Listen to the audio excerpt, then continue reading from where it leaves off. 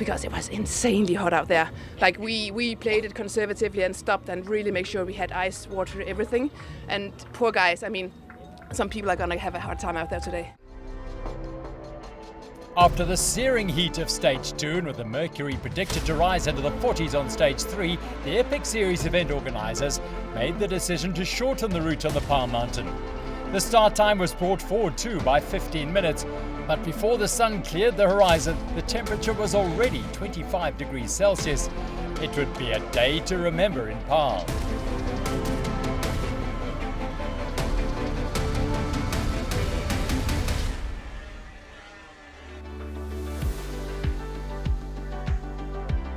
The town of Paarl is the biggest in the Cape Winelands and boasts many fine examples of the iconic gabled and whitewashed Cape Dutch architectural style.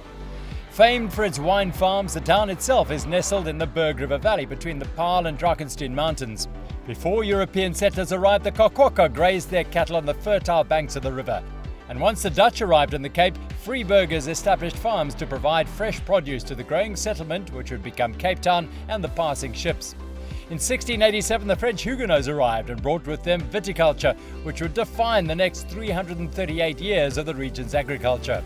The Fairview race village is located on the southern side of the Paarl mountain and looks across fields and vineyards at the magnificent Simonsberg.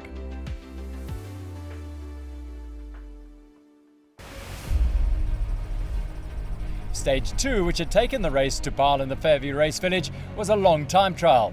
The 66-kilometre stage should have suited an on-form outright Toyota Songo and Joubert speed company, but Keegan Swenson and Geo Geiger were not at their best. This meant that Matt Beers and Lucas Baum had to do the bulk of the riding for their respective teams. By the end of the day, Beers and Swenson had lost another 1 minute and 50 seconds to Scott-SRAM. Baum and Ego were fifth on the day and remained third overall, but ceded 1:18 to the men in yellow. The battle for stage honours came down to the cross-country specialists, Wilier-Vittoria and Scott-SRAM, as well as the resurgent Buff Megamode team. Luca, Braidot and Simone Avondetto posted the third fastest time of the day, losing 33 seconds to Nino, Schurter and Filippo Colombo. The Swiss stars were second on the day, 27 seconds off the winners, Bart Allemann and Martin Stosek. Having started stage 2 at 12th overall, the Buff Megamo men's performance catapulted them up 4 places into 8th. Into the finish line, Buff Megamo and Bart Allemann and Martin Stosek, 2:12. After 3 days of racing, Scott-SRAM led Wilier-Vittoria by 44 seconds, while Joubert Speed Company were third at 4:32. In the UCI women's race, the time trials suited the powerhouse leaders more than they did any of their rivals. Annika Langville and Sofia Gomez-Villafan caught their 2 nearest general classification rivals on the trails and as such had confirmation that they were riding superbly. Buff Megamode enjoyed a stellar stage 1 but lost 8 minutes 49 on the time trial. Their travails and a great showing by Cannondale ISP Sport allowed Monica Calderon and Tessa Corticas to leapfrog up the general classification. The Colombian-Spanish pair was second across the line, putting Corticas' Ironman type trialling skills to good use. They were just 15 seconds quicker than Vera Lossa and Alexa Skada in third. The efficient Infinity SCB-SRAM combination were disappointed by the result, but not by their performance, as they had endured a puncture in the closing kilometres. Without that, they believe they would have been able to post a faster time than Cannondale ISP Sport. 3 wins from 3 stages ensured that Toyota Specialized took a 9 minute and 22 second advantage into stage 3. Lossa and Skada was second, with Calderon and Corticas 6 minutes back in third. The extreme heat for which Paarl is infamous necessitated a shortening of stage 3. The UCI men and women, though, would not suffer as much as the slower amateurs, who spend nearly double as long out on the course, and they welcomed the 12-kilometre reduction in distance. The amended route measured 78 kilometres in length, with 2,450 metres of elevation gain. It did, however, still include a plethora of trails to test and reward every rider in the race.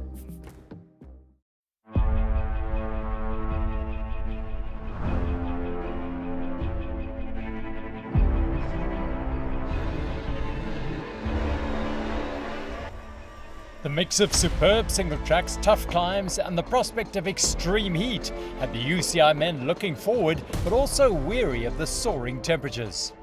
The real race starts now. It's 5 days in a row, just tough stages, and today with the heat, we'll see.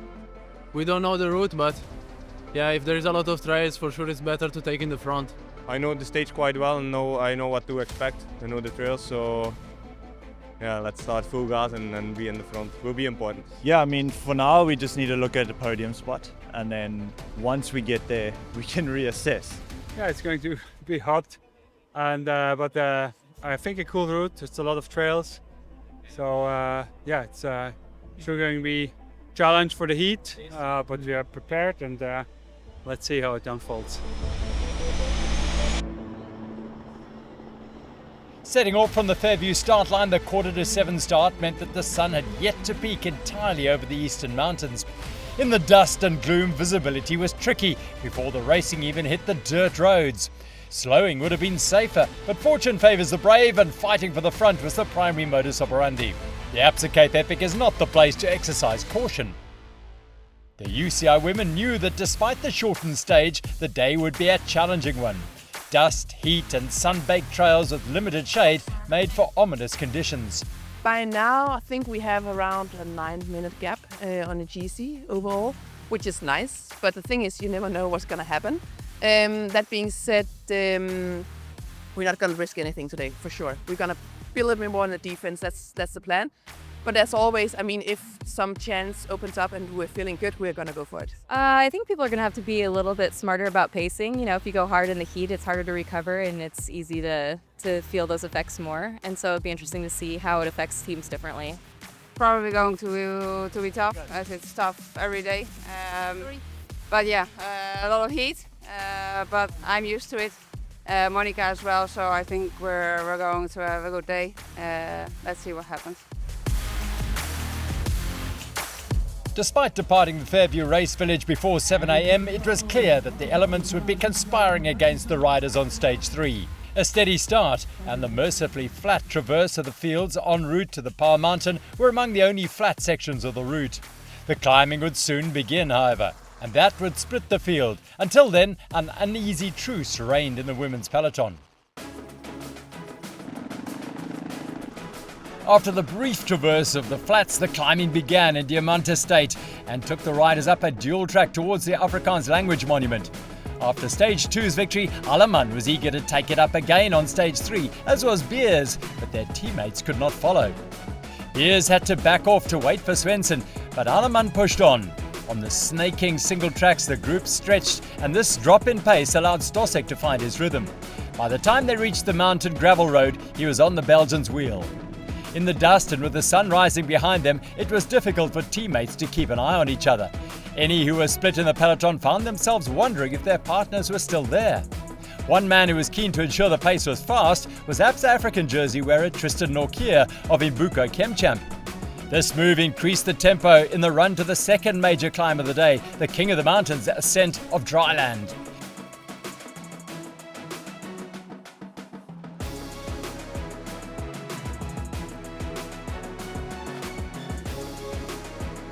It was on this climb that Beers and Svensson started to lose ground.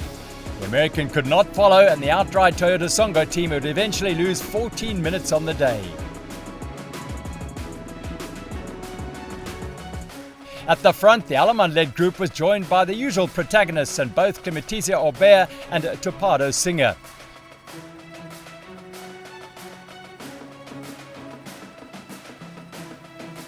Aubert-led Speed Company were also in trouble, sliding backwards and out of the general classification picture. Up ahead, it was hard work staying with Alleman as he tore up the climb. Samueli Poro and Mark Stutzman yo-yoed at the back of the group, as did the Imbuko ChemChamp team, yet they dug deep to maintain contact. Near the summit, Buff Megamo accelerated in unison, with Stossek matching Alleman and surging clear to claim the King of the Mountain prize. Then on they charged, descending briefly, then climbing again.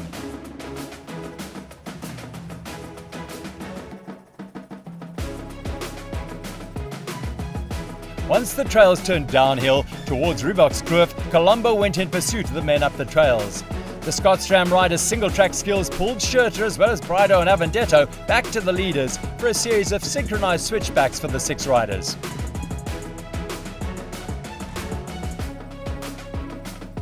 Clementisia Aubert were next on the trails, chasing the leaders, with Imbuko ChemChamp just behind them. Nortje was unconcerned about having to chase in the trails before water point 2. Yeah, we knew this first climb would be brutal, and it broke up there like a bomb, but then all got back together, and yeah, we knew it would split on the KM climb, but we knew the actual split would come after the first feeding on that switchback single track, because there's a lot of yo-yoing there, and we know that climb, so yeah, riding from the front we did, and we knew we must just keep the pressure on, because it's going to get hot, and the guys is going to go suffer more and more and more, and yeah, we just kept a steady pace, and yeah, couldn't ask for a better day. Back in contention on home trails, Nortje and Joubert were in prime position to race for stage honours. But they had the little issue of all 3 previous stage winners in the race thus far for company, along with Paarl and Stutzman.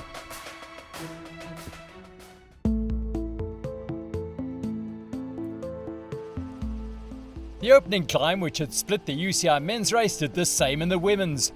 Though once again teams came back together over the summit on the faster dual tracks and single track descents. There, Langveld crashed, which caused a minor bottleneck and forced Gomez-Viefan to wait. Samara Shepherd also fell, more heavily. The New Zealander continued briefly before withdrawing for the race with a broken wrist. The chaos and the heat affected Gomez-Viefan's approach, inspiring caution. Yeah, I think the main thing is the visibility. Like hasn't been rain. Like that was our first tumble was in the first downhill. Like I think Annika was third wheel, and she couldn't see anything. And yeah, I mean that luckily for us kind of split the race up, and we were just hanging out with Skarda and Vera. And then we knew we wanted to try to make a few bucks on that QOM climb, but then we really said like, unless like they're just not there at all, we really need to like have company. I was like, I don't want a time trial again for 40-50k. Having joined forces with efficient Infinity SCB-SRAM, the quartet charged over the gravel above the town of Paarl, enjoying the faster kilometres and covering distance quickly.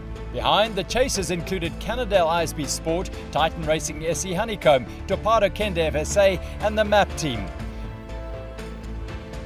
Cortacas crashed on an innocuous section of the route. The Spanish champion was bloodied, but able to continue.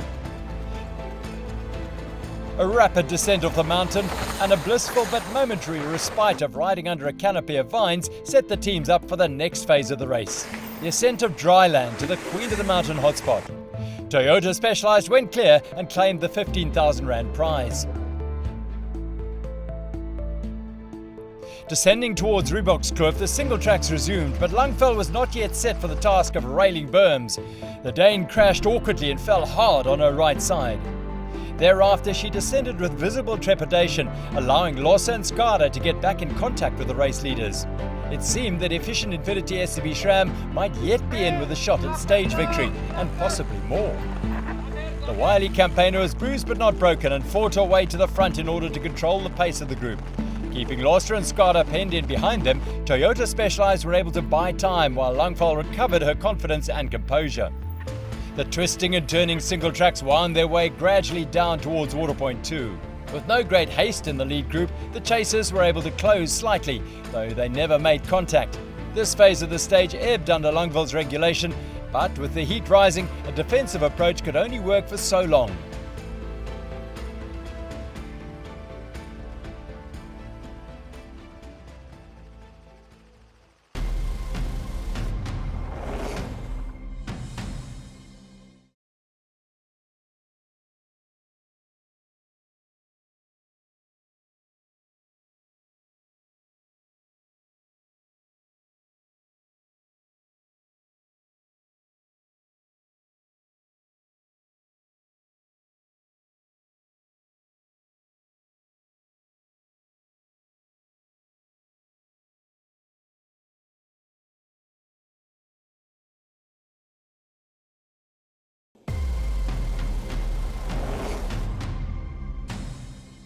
The heat the UCI men and women had been exposed to was certainly intense, but it only got hotter as the morning progressed.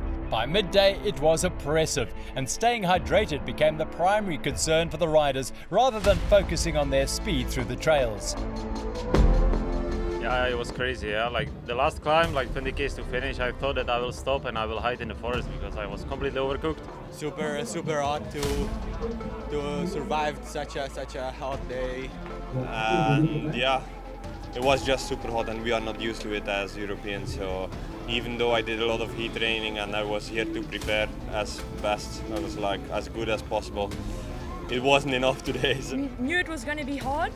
A few South Africans were complaining when they shortened the day, but they wanted like the extra heat, but I think they got it today. Today was definitely the worst day for me at this year's Cape Epic so far. It was so sketchy, I did not feel comfortable out there at all because it was insanely hot out there. Like we played it conservatively and stopped and really make sure we had ice, water, everything. And poor guys, I mean, some people are gonna have a hard time out there today. Brutal, really. I must be honest, I think the guys that's coming now in and that's on the mountain now will be really, it's a scorcher. So hydration is the biggest thing. Dust was a major issue. The heat coming from below was massive, but immensely from the top asphalt. I think you said 42 degrees at one stage? Well, that's when I saw it, but I'm pretty sure it picked up. And no matter, we carried 2, he carried 3 bottles. At that 60k climb, at the end of that, we were out for like half an hour already. You were bleeding in the pain cave. Even without the heat, it is tough. With this heat, it's unbearable. It was about 57,553 degrees out there. But we did it. Feeling absolutely shattered. In the UCI men's race, Nortje and Joubert seized the initiative, leaving Reebok's Kloof and climbing the single tracks. Actually, our plan was today just to maybe try and move up in GC. And yeah, we had a little opportunity after the second feed, just sort of test the legs and the other oaks, and then I saw the oaks were yo-yoing and sort of splitting, so I told Tristan, like, let's just sort of ride our own pace. It's going to get hotter, probably suit us more, and we know the trails. So it was hard, and we did maybe do a bit too much work in the wind and stuff, but in the end we had to just to move up in GC and give ourselves the best chance of a win. We got dropped on like the last kicker, but held the gap and then got on their wheel with like 3Ks to go, attacked again, tried again, but yeah, the XCO boys were just a bit too fast to the line today. Yeah, no, the support's absolutely crazy out there. Like, I have to say, baie dankie almal daar buite. Julle is freaking awesome en julle gee vir ons woema, so hou aan asseblief. Behind the leading group, Clementizia or Bear were chasing on their own, with Honeycomb 226's Mark Pretson and Wessel Buerta chasing them down.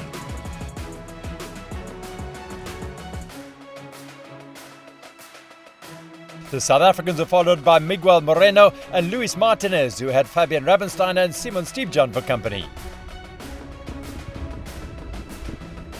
A touch of wheels and a bumping of handlebars nearly resulted in disaster, but Colombo, Braidot and Avondetto all remained upright.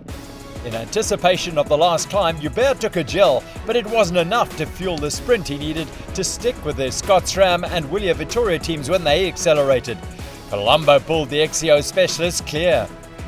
Schurter then attempted to slip off the front and create a gap from which he could launch a stage-winning raid, but one of the Wilier-Vittoria riders got past Colombo and shut Schurter's move down. While the quartet in the lead played cat and mouse, the Imbuko ChemChamp team were time trialling their way back into contention, slowly reducing the gap and sneaking up on the men in yellow and their Italian rivals. Nortje and Joubert bridged across and immediately went on the attack, but were unable to snap the elastic to the fast men they had just reeled in. As Nortje and Joubert faded, the Wilier-Vittoria and Scott-SRAM teams kicked, powering clear of the red jersey wearers. Rounding the final bend, the squads were wheel to wheel and shoulder to shoulder, but Braidot and Avondetto did just enough to edge it. Imbuko ChemChamp, celebrating like they won, crossed the finish line in third 12 seconds later. Yeah, it was brutal, the heat. Wow. Like, already quite early, it was like boiling. And we tried our chance before the long descent. Couldn't get away. And then we knew it's going to be sprint finish. And I was surprised about their sprinting. I think all the guys suffered a lot today. The temperature was too hot, and but I really happy how we have managed the race, the results. Yeah, no, it's kind of our home trails, but yeah, we got dropped on like the last 1 minute kicker. They started attacking each other because yeah, we had to ride the whole day. They just looked at us. But yeah, we knew that and we got dropped. But yeah, I sat Marcus wheel on that last descent and it was sketchy down there. I told him like 10 times, this is too sketchy. But yeah, we got back and then I knew Marcus told me we must just back off a bit because we knew they would set up. And then yeah, we knew we had to make a sprint along. But yeah, the XO, I went with like 1K to go, but they came past me with like 500 to go with a massive kick. So yeah, but overall we're third on GC now. So yeah, I couldn't ask for a better day. While Joubert has stood on the Absa Cape Epic podium before, this was Nortje's first and could signal a breakthrough for the Imbuko ChemChamp man. Imbuko ChemChamp's third place on the day saw them gain time on their rivals for the podium places, especially after Joubert, Liat Speed Company and outside Toyota Songo lost 15 and 14 minutes respectively. Schurter and Colombo lost a single second to Braidot and Avondetto, which reduced Scott-SRAM's general classification lead to 43 seconds. Behind Wilier-Vittoria, Imbuko ChemChamp moved into third, ahead of Clementizia Joubert and Topado Singer. Back with the Toyota Specialized Efficient Infinity SCB SRAM battle, Langville was still controlling the pace. Loser and Scada smelt weakness in the race leader. But could it be that Langville and Gomez Viafan were playing possum with their rivals? The day's result might only tell so much of the story. So yeah, unfortunately we had that second crash, but then they caught us and we were like easy, and I'm curious to see what they said, because what they're gonna say, because I think it might have given them I don't want to say a little bit of false confidence. And then yeah, on that switchback climb, that's kind of where I started to see that Scarda was hurting. It was fun being up there. We could kind of see some weaknesses. We could see him messing up, and it gave us some confidence. And at that point, we were feeling good, and felt like it was possible to stick with him. But I think on that one single track climb up, with the sun beating on you, I got overheated.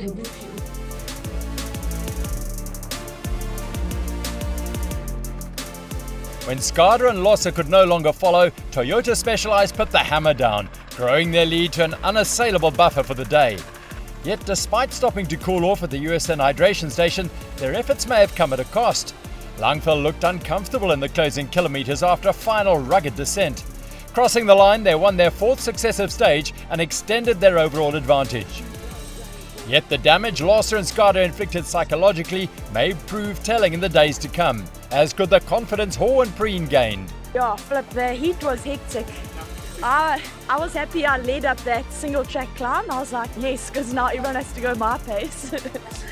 But it was a nice feeling when the chick blew up, because I felt like I was also going backwards.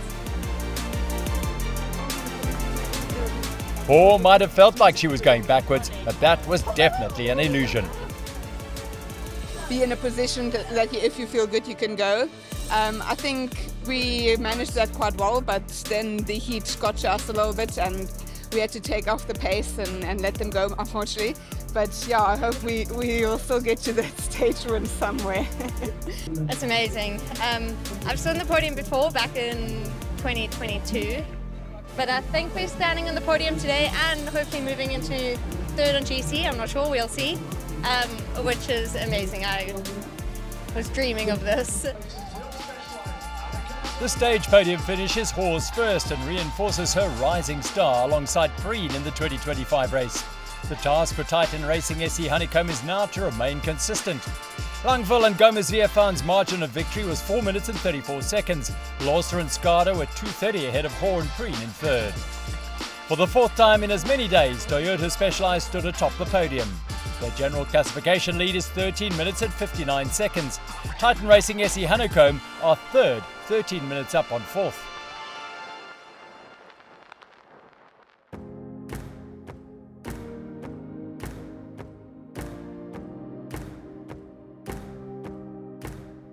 At least one podium position in the women's race has changed on every day of the Absa Cape Epic thus far, so Ho and Preen will need to buck that trend on stage 4 if they are to achieve consistency.